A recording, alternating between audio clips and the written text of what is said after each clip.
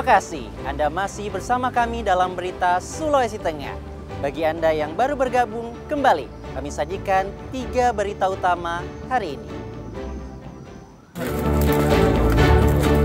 Seorang pengedar ditangkap bersama 7 kg sabu-sabu oleh Direktorat Narkoba Polda Sulawesi Tengah. Ratusan warga Palu memadati operasi pasar murah yang digelar Dinas Perindustrian dan Perdagangan.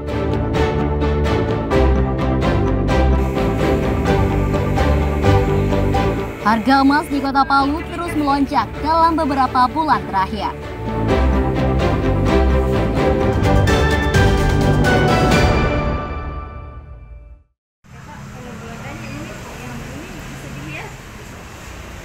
Harga emas di Kota Palu saat ini terus melambung. Emas dengan kadar 24 karat kini menembus 2 juta rupiah per gram. Namun naiknya harga logam mulia tersebut tidak berpengaruh secara signifikan tingkat penjualan maupun pembelian. Harga emas di Kota Palu sempat turun pada pertengahan tahun ini, namun setelah itu kembali melonjak. Para pedagang di pusat penjualan emas Kompleks Pasar Bambaru, Kota Palu. Lonjakan harga emas tersebut kembali terjadi sejak awal bulan September lalu. Harga emas baik di pasar maupun toko saat ini mencapai 2 juta rupiah per gramnya. Harga ini merupakan yang tertinggi dibanding tahun sebelumnya. Harga emas tahun 2024 misalnya dijual 1,5 juta rupiah per gram. Harga emas akhir-akhir ini memang agak naik, itu karena faktor global untuk penyebab dari instrumen luar negeri maupun dalam negeri. Kalau di luar negeri akibat kekacauan peperangan itu bisa menimbulkan gejolak harga. Jadi harga sebelumnya berkisaran 1.800.000, sekarang sudah sekitar 2 jutaan. Sekarang ini sekitar 2 juta 1 gram, sebelumnya 1,850. Para pemilik toko emas menuturkan jika kenaikan harga emas karena pengaruh pasar global di mana harga emas dunia yang juga melonjak. Zahra Halimah dan Syamsuddin Tobone melaporkan dari Palu.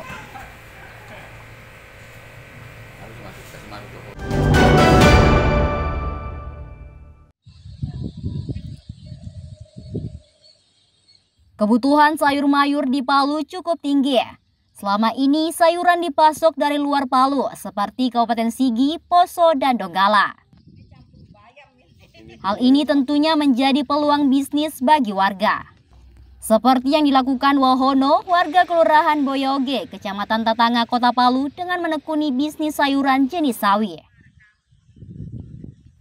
Ia sudah melakoni profesi itu selama belasan tahun dengan memanfaatkan lahan seluas 40 meter persegi.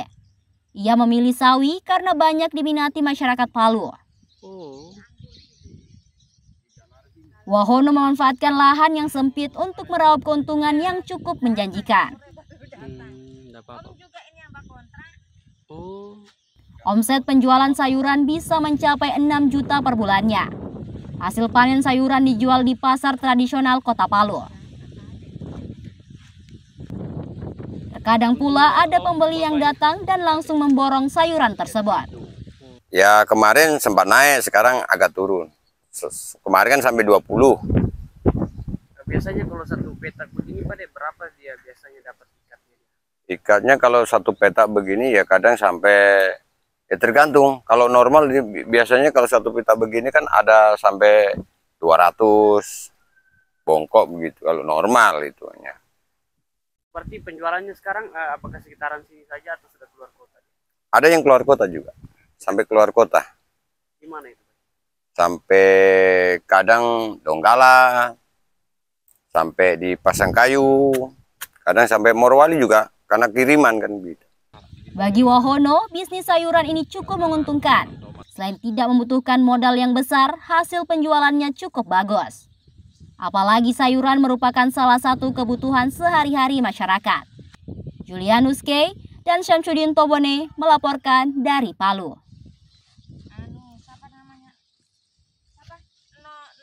Tabas itu.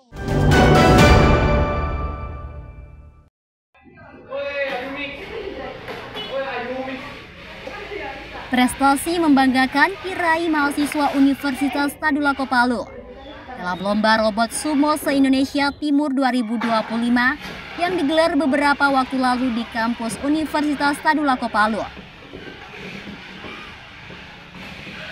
Tim Robotika Universitas Tadulako meraih juara pertama dan ketiga. Keberhasilan tersebut tidak hanya menunjukkan kemampuan tim Robotek Tadulako dalam bidang robotika, tetapi juga membuktikan Universitas Tadulako memiliki potensi besar dalam mengembangkan teknologi dan robotika.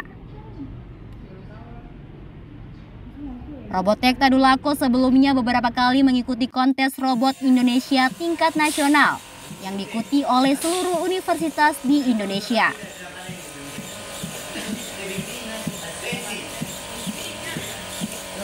Robotek Tadulako fokus pada pengembangan teknologi dan robotika dengan beberapa jenis robot yang telah dikembangkan seperti robot sumo, robot SAR, robot tari, robot basket, dan robot sepak bola. Perancangan robot ini mendapat dukungan finansial dari pimpinan Universitas Tadulako. Kita pertama memikirkan konsep desain kasarnya. Setelah desainnya itu terrancang, kita mulai membuat rangkanya. Setelah rangka yang terada, kita mulai memikirkan elektronikanya yang dimana mencakup mikrokontroler, servo, dan sensor-sensor lainnya. Terus kita setelah merancang elektronikanya, kita memasukkan program yang dimana kita ingin robot kita itu seperti apa. Apakah menyelamatkan korban atau menendang bola, gitu. Kita bisa mendapatkan seperti rekognisi nilai, biasa juga ada uang saku kalau dari kemenangan. Terus bisa juga rekognisi SKS, tugas akhir, skripsi. Tapi itu tergantung dari prodi masing-masing lagi, karena tentunya untuk dari prodi masing-masing punya aturan tersendiri untuk terkait rekognisi nilai dan yang lain-lain tadi. Dengan keberhasilan ini, Robotek Tadulako diharapkan dapat terus meningkatkan kemampuan dan inovasi dalam bidang robotika, serta menjadi wadah bagi mahasiswa yang memiliki minat bakat dalam perakitan robot. Rabiatun Latifah dan Syamsuddin Tobone melaporkan dari Palu.